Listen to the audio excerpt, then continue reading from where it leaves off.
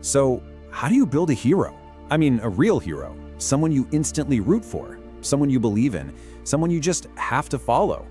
Well, today we're going to break down how the first 10 minutes of the animated film David does exactly that. It's an absolute masterclass in character introduction, building this legendary hero's foundation before he even has a clue about his own destiny. Let's get into it. We are dropped right into the action with this single line. There's no long, boring introduction, just bam. A young shepherd totally in control of a pretty tense situation, the birth of a new lamb. And right away, that tells you everything, doesn't it? He's competent, he's caring, and he's the one that everyone, even the animals, looks to for guidance. All right, so let's properly meet this shepherd. This whole first sequence, it isn't just about showing us some pretty scenery. Not at all. It's about establishing David's fundamental character in his natural element, long before any crowns or giants ever enter the picture. And they establish these core traits so quickly. We see his gentle side as he helps with the birth, we see he's responsible when he promises to get them home safe, and you see his calm authority over the whole flock. You just get this feeling that this isn't just a job for him. No way.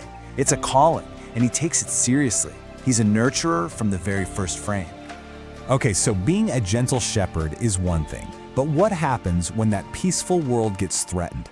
This is where things get really interesting. We go from seeing his heart to seeing his courage, and this is how the film really starts to build his character up.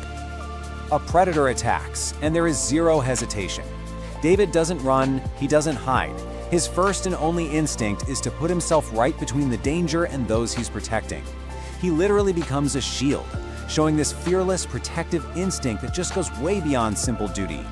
And this line just seals it. It's personal. They aren't just livestock to him, they are my sheep. See, that's not something a hired hand would say. That is the roar of a guardian. This moment just brilliantly shows his deep personal investment and his fierce loyalty. Okay, this is one of my favorite parts. After the attack, David looks at his terrified flock, and he sees something else entirely. It's this unique perspective that's so important. He doesn't see weakness, he sees potential. He sees mighty horses ready to take on the world.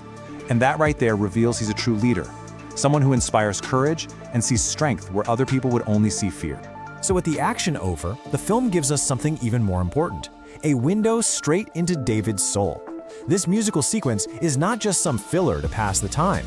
It's a direct expression of his core beliefs and what truly drives him. The song kicks off by establishing who he is at his core.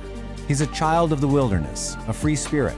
He finds his purpose not tucked away safely inside a house, but out in the wide open spaces. You get the sense he feels a calling to be exactly where he is. And this line just builds on that idea perfectly, right? David has an adventurous heart. He's not reckless, but he gets it. He understands that real life, real freedom, that stuff exists just outside your comfort zone. He actually embraces the unknown instead of being afraid of it. And here it is. This is the bedrock of his entire character.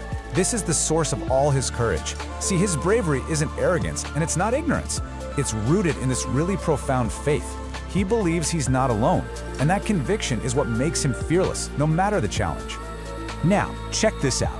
As David is out there singing about his freedom in the hills, the film cleverly cuts away to a totally parallel story. And this creates this incredible sense of dramatic irony. It lets us, the audience, in on a huge secret that David has no idea about yet. So the prophet Samuel, he's on this divine mission, right? He has to anoint the next king from the sons of a guy named Jesse. And he goes through them one by one, and each one seems more kingly than the last. But he keeps being told that none of these impressive men are the one. So this creates immediate suspense, right? You're sitting there going, wait a minute. If it's not any of these strong, capable sons who are literally lined up for the job, then who on earth could it possibly be? The film makes you lean in and ask the exact same question the prophet is asking. And boom! With that one line, the two separate storylines just crash right into each other. The forgotten son, the one who wasn't even invited, the one out in the fields tending sheep, he's suddenly brought into focus, and we know exactly who he's talking about. And then we cut back to David, who's just been told that God has big plans for him, and this line just lands with incredible weight. His humble little life is about to intersect with this grand, world-changing destiny. It confirms everything we've just spent the last few minutes learning about his character. So let's wrap this all up. in just about 10 minutes. And without a single mention of a slingshot or a giant, the film has given us a complete blueprint for a hero we are absolutely ready to follow anywhere. It's amazing. It's really this beautiful, simple, and super effective 4-step process. First, we connect with his heart as a caregiver. Then, we totally respect his strength as a protector. After that, we understand his soul, this free spirit grounded in faith. And finally, we are hooked by this hint of a massive destiny. Every single layer just builds perfectly on the last one. See, this introduction doesn't just show us who David is, it makes us ask the central question of his entire story. It sets the stage by showing us that he already has the heart, the courage, and the soul of a king, long before he ever even sees a crown. And it just leaves us dying to see how that incredible journey unfolds.